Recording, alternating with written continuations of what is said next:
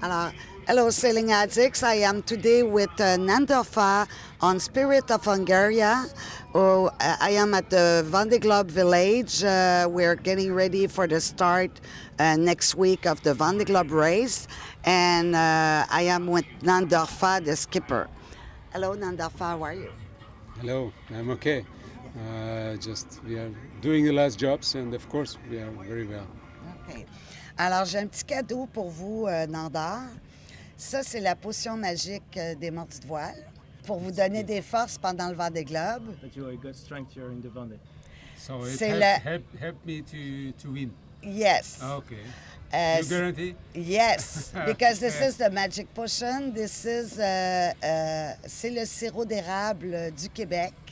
Donc, c'est fait avec la sève des arbres. C'est délicieux. Vous pouvez même la prêter avec des poissons. Quand vous faites votre poisson, vous faites mariner dans le sirop Maple d'érable. syrup, and you can use it also with fish. You can use it to put on pancake, on anything sweet, but you can use it to cook fish also. This is sweet. Yeah, it's sweet. So salmon Okay. with that or any fish, it's really good also, you know. I will taste. And it's full of vitamin and mineral. So this is supplied by Quebec Savard, which is one of my compatriots here. Okay. Okay? Thank you. You're welcome. Alors, écoutez, j'ai été très impressionnée de voir votre cheminement. Moi, je ne vous connaissais pas encore. Vous étiez pourtant participant de la dernière Transat Jacques Vabre. Et vous avez fait aussi la Barcelona avec Conrad Coleman, je crois, dernièrement, dans les dernières années. Yeah. Read the Cafe was not with Conrad. I made. It was the Barcelona. road That's race. what I say. Yeah. The Barcelona road race we made with Conrad Coleman, who is a very nice sailor, and also here in the Vendee Globe fleet. And also I made Transat Jacques Vabre with another Hungarian coastkeeper, and that was okay. But unfortunately, on the Transat Jacques Vabre, we lost the mast on the middle of the Atlantic, and we couldn't finish the race. You also participate to the Vendee Globe 20 years ago. You was in the 5 first arrive. Congratulations. Alors, il était aussi sur le dernier Vendée Globe il y a 20 ans. Il était le 5e arrivé. You built yourself your boat. You designed yourself your boat. It's something really impressive. Can you talk to us a little bit about the boat? Yes, I made the design with some help, of course, and we built in Hungary. Not only me, there is a special company who made the composite hull, the main construction, and just the finishing and the installing job I made myself, but supervised all over the job. And now she is here. We sailed close to 4,000 miles already in the Barcelona World Race and around the world, and some transatlantics. So it is quite enough to test the boat and learn the boat.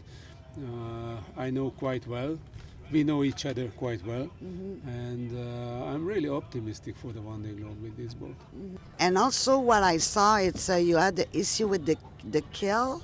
The keel, it's in inox. Why that choice in particular? And what was the problem? There was a problem with the keel also, I think, on the Transat Jacques Vabre? No, in the Barcelona World Race we had problems, but not with the keel, just the keel bolts. There is 8 bolts which is holding the keel shaft, and some of these bolts was broken, and we were afraid about to lose more bolts, and in case the keel falls out and it's end of the race, and maybe end of the boat.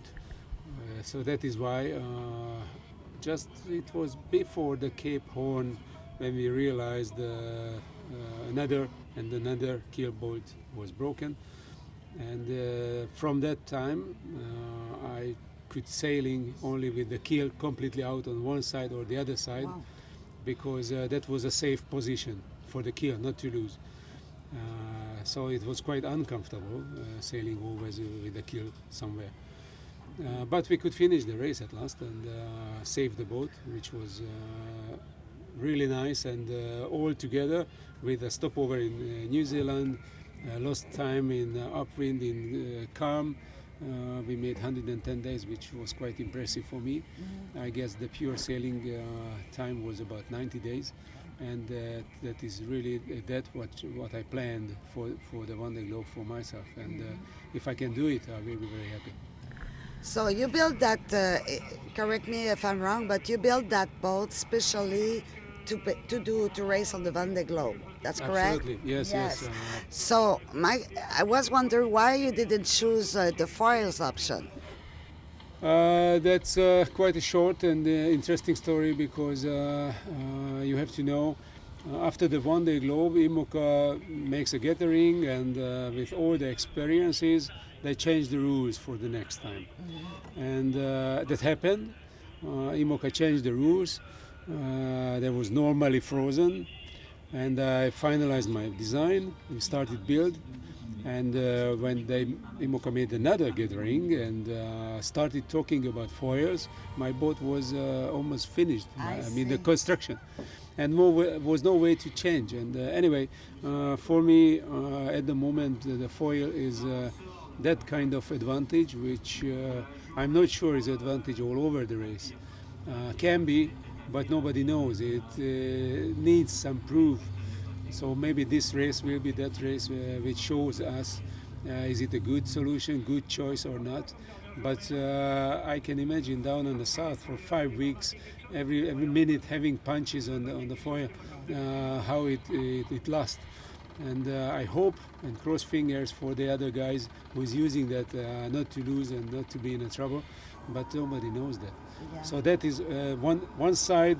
I was ready when it came out. The issue, is it possible? On the other hand, I wouldn't choose it because I was not sure it's for me. The nature of the race. But I don't know, I'm not a specialist. Somebody told me also it's really physically challenging on a long periods to be on a foil.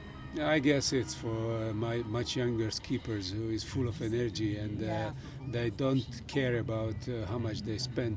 I'm an old man and I'm older man. Not old, because a lot of youngers than you not be able, to do what you're going to do right now. Believe me. Nobody can see what is under the skin.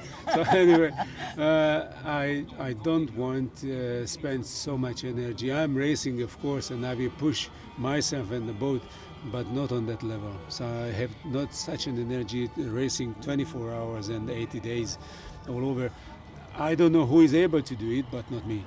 Do you consider, I suppose, as a neophyte as I am, I suppose it must be a big advantage to be able to design and draw the boat, because first of all, you know the boat perfectly. I know with time you're able to know your boat, but when you built it, it must be a step ahead than when you just know the boat from using it, I guess. I am wrong, or?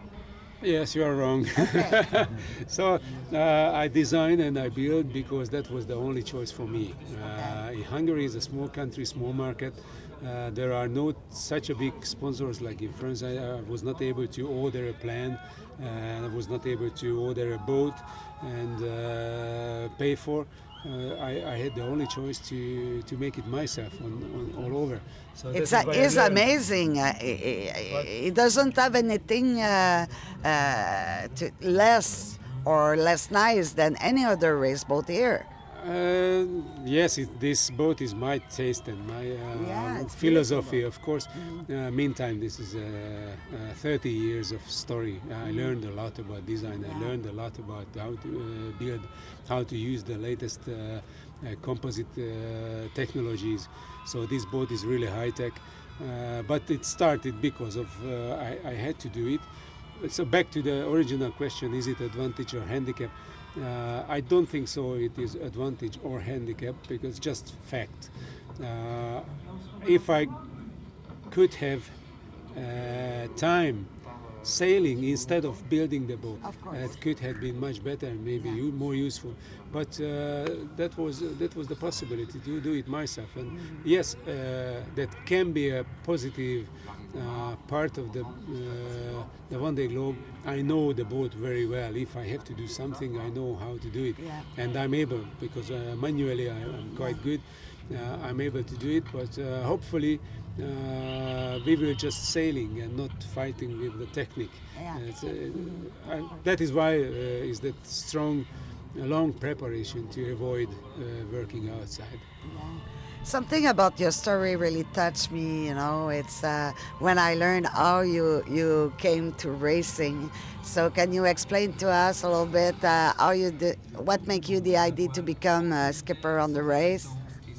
I was a racer all in my life. When I was a very small child, I started racing, not in sailing, in different sports, but also in sailing. I was racing Vendee class, and on the national team level, I was traveling all over, I would say all over Europe, and we were racing. But there was a shock for me in '84 when I was theoretically elected for the Los Angeles Games, and there was a boycott made by the politicians, and nobody could go for the games. And in that time I decided to forget this kind of sport and to go on my own.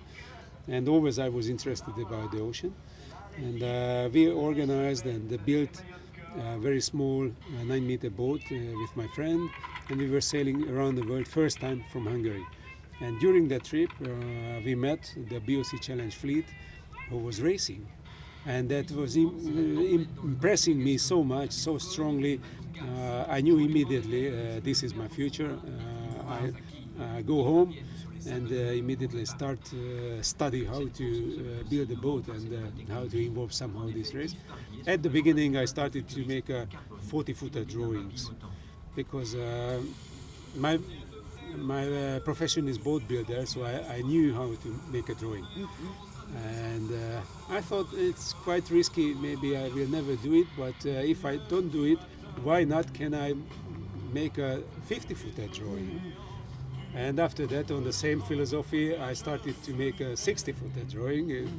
It's very far away from reality, but I made it. And at last, in '89, I started to build this boat, and I finished for 1990, and I went for the next BOC challenge, and I could be there at the starting line, and it was a huge task for me on a 60-footer boat, which was brand new, unknown by myself either. So that was really a big challenge, and I had a lot of troubles with the boats and with the materials, until losing rudders and broken sails, broken boom, broken rudders.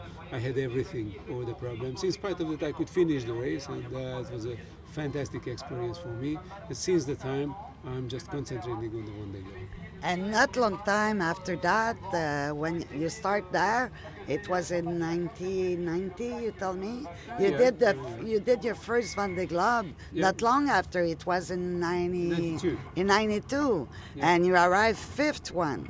Yes. So that's amazing. Really fast. You go on the biggest race. I was very fast in the BOC challenge also, just never finished any leg without any major problem. After the BOC challenge, I rebuilt the boat, completely I changed, rebuilt, and I went to the 92 Vendee Globe, which also was a nice race. I was really fast, but I lost boom, broken spinnaker poles, etc., etc. But I could finish the race on the 5th place, and I was really proud because I was the first non-French skipper to finish the race. And you see, there's a lot of sailing nations like Canada and United States and Spain and England, Australia, New Zealand. I can tell you the nations. And I was the poor Hungarian guy, the first international guy in the Vendee Globe to finish. So I was really proud about it. And since that time, I was really interested and fallen in love in this race. And in '96, I came back with a new boat, but I was really unsuccessful in that time. I had a cargo ship collision and keel problem and electric problem. At last, I had to retire. And after that, I made a Transatlantic Club in '97, which we were 4th. I was really lucky and privileged racing against Eric Tabarly in that race. Oh yeah! Wow! Yeah, Yves Parley and Eric Tabarly was the winner, Oh, wow! when we were fourth. And I was really impressed about this old man. And after that race, I retired because I stopped it because of my family. I went home to Hungary, and I was living for the business and for my family. And for 15 years, I didn't see the ocean. Did you miss it? It must be terrible. Ah, yeah, it was terrible. Normally, day by day, no. But when I came to see the Vendee Globe starts, and all the time I came to see the boats and the starts, that was must a be really as moving crazy, moment. yeah. Yeah, absolutely. Sometimes my tears were just running at me. Oh my God! Why not? I'm here, Jesus Christ! This is my world, and what the hell I'm doing at home. Yeah. But of course, I had responsibilities, and I had to do it. Yeah. But that was the time in 2011 when I thought first, maybe that's reality to come back. Nice. And I was talking to my family, and my family said, all right, Nandi, if you want to go, we will support you. Also my children. And since the time, I'm working on the boat, and at last I'm here. I meet your wife and your two lovely daughters. I think they're about that, 20 years old. So they was not there. I guess the first time you did the Vendee Globe. My older daughter was 10. Okay, so how do they see that now that you're going to do that? They must be proud, but they must be worried a little bit for their dad too. It's something really big. It's this kind of mixture. They are proud and they are worrying, of course. When I asked them at the very beginning, what do you think if I would return for the race and start build a new boat? And my younger daughter was the first to say, Daddy, this is not the question you go back or not. This is the question, why did you stop it in that time? Yeah. And I said, and why? Because of you, because of the children, and that kind of the responsibility to grow up you and on the proper way. But also my wife said, Nandi, if you want to go, we will be behind you. But now it's really concrete. You know, when we talk about the project Yes. and when we are on the dock, Absolutely. it's something else. So I guess the tension must be more there. And you, what disposition of spirits are you right now? You know, you're excited. I'm not so young now to be overexcited. So of course I'm excited about the sailing out, and I'm not really keen to be in the process at the start, for example, because that will be tough. Yeah. There's a lot of spectator boats, a lot of competitors. It is quite tough. Going out without any problem and not on the last positions, just in a racing position without any major problem. It's okay, but to be out and sailing, this is really a nice business for me. That is what I love. And then pushing the boat and doing that physical job and all the other jobs I have to do it. This is just something I love. Yeah. I don't know if it's because they're not there, but a lot of skippers, they got big teams to prepare the boat. I didn't see anybody. I guess you have help. Where are you in the preparation physically for the boat right now? What is left to do? Do you still have any challenge, thing to solve, problem to solve? Yeah, my team is not the same like teams here. Were different periods when I had quite a lot of hands to help me from Hungary, from my country, and right now we are just two with my friend and my team manager Patrick, who's a local man. We are two. We are doing the job, and in spite of that, I can tell you the boat is ready. Yeah. A couple of days ago, we were out for sailing. Just the last small moments we are doing. I go for shopping, the foods and everything what I need and put in. So it is quite simple, and I feel quite all right with the job. Yeah. So thank you very much for your time, Nandor. I really appreciate it. I really appreciate the time also to meet the man behind the name of the boat and the name of the skipper. You know, that's something really important for me. I would like to invite you when you get back. I will not be here anymore. I will be probably back in Montreal, but maybe we can do a Skype interview. I do quite often Skype interview video, and it's worked really well. We will be happy to know about your race. Yeah. Thank you very much for the talk. And of course, it will be very nice to talk to you by Skype. Skype when I'll be back. My wife will organize that. Yeah, it's an interview, in fact, with screen, but it's by Skype. Oh, yeah. All right. Just leave it talking. Yeah. Okay. So you. thank you very much, and I wish you really fair winds. We're gonna take some image of the boat also, so the people they can see the specification of the boat. You can take all of my secrets inside outside. It's really nice to you to share it with us, and it was really a nice pleasure to meet you. Thank you you. very much, Nandor Fa. Merci les mordus.